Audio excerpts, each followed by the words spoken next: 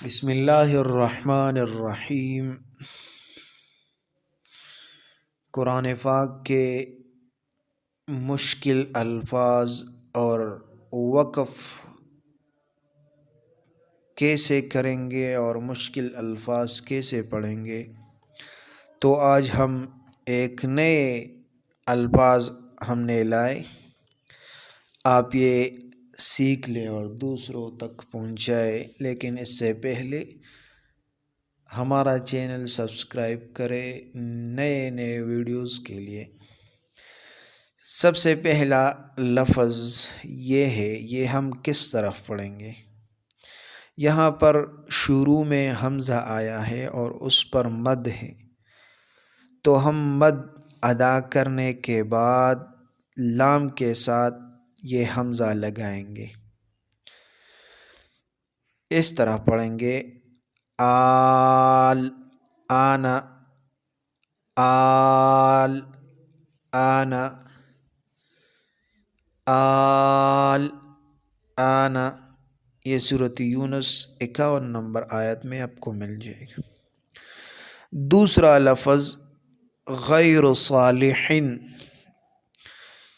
یہاں پر وقف کی 3 علامات آئے ہیں، ایک ہے صلہ، دوسرا قاف، تیسرا زا۔ اس کا مطلب کیا ہے کہ یہاں پر 3 علامات وقف آ گئے۔ تو صلہ کا مطلب ہے الوصل اولا، یہاں پر وصل کرنا اولا ہے، یعنی وقف نہیں کرنا اولا ہے۔ قاف کا مطلب ہے یہاں ٹھہرنا نہیں چاہیے، قاف کا یہ مطلب ہے۔ زا کا مطلب یہاں پر وقف مجوز ہے، یعنی وقف نہ کرنا بہتر ہے، وقف نہ کرنا یہ بہتر ہے۔ تو یہاں پر یہ تین علامتوں کا مطلب یہ ہے کہ یہاں پر وقف نہ کرنا یہ بہتر ہے۔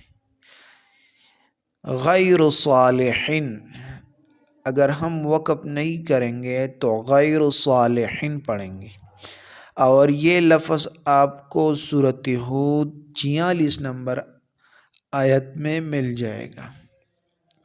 تیسرا لفظ یہاں پر اغنیاء کے آخر میں چھوٹا سا میم آیا ہے، اس کا مطلب کیا ہے؟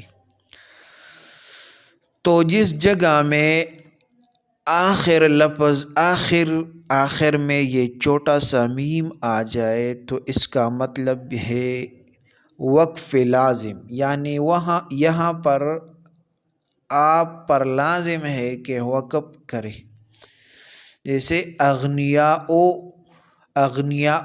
پر وقف کریں گے تو وقف کس طرح کریں گے؟ اغنیاء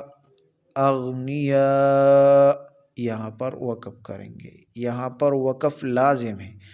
یہ لفظ آپ کو سورۃ آل عمران 181 نمبر آیت میں مل جائے گا۔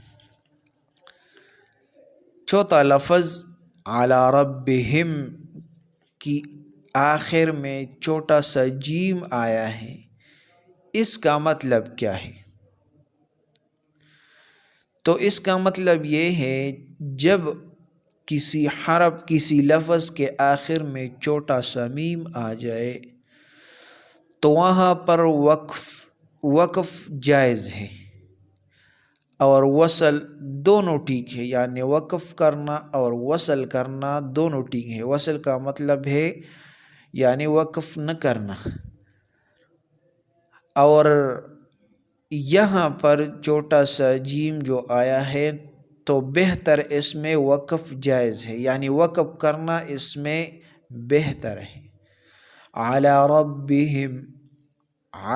ربہم یہاں پر وقف کرنا بہتر ہے، وصل دونوں ٹھیک ہے لیکن وقف کرنا یہ بہتر ہے۔ یہ 4 الفاظ ہم نے پڑھے، یہ سیکھ لے۔ یہ الفاظ نئے ہیں تو یہ آپ کے علم میں اضافہ کرے گا، یہ سیکھ لے۔